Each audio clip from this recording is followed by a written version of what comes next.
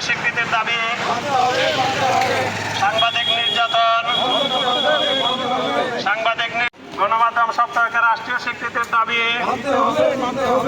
সাংবাদিক নির্যাতন।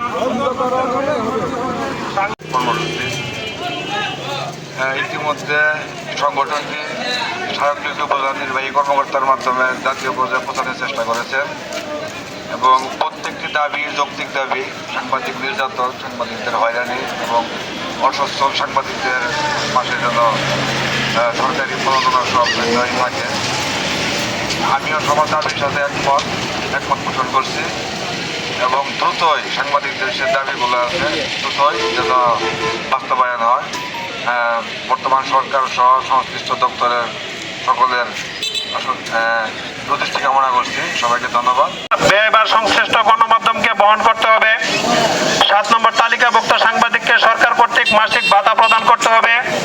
8 নম্বর, হরতাল ও অবরোধ চলাকালে সাংবাদিক সংবাদপত্র বহনকারী যানবাহন আওতামুক্ত রাখতে হবে। 9 নম্বর, প্রতিটি গণমাধ্যম সাংবাদিকদের অনুকূলে কল্যাণ ফান্ড গঠন করতে হবে।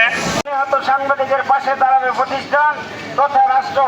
এই সমস্ত 14 দফা দাবি নিয়ে আমরা আন্দোলন করছি। প্রিয় ভাই বন্ধুরা আমার, আপনারা জানেন মফস্বল পর্যায়ে যারা আমরা সাংবাদিকতা করি, দিনকে দিন কইনা রাতকে রাত কইনা, আমি আসছি এই নকলা, এখন হয়তো সংবাদের তাগিদে আমার 40 কিলো দূরে চলে যেতে হবে। ভাই আমার নিজস্ব কষ্ট চলবে না। কাজে রাষ্ট্রের দায়িত্বপ্রাপ্ত প্রশাসনিক কর্মকর্তা যারা এমপি মন্ত্রী সরকারে রয়েছেন তাদের দৃষ্টি আকর্ষণ করছি, আমাদেরকে আরো অবহেলা করবেন না।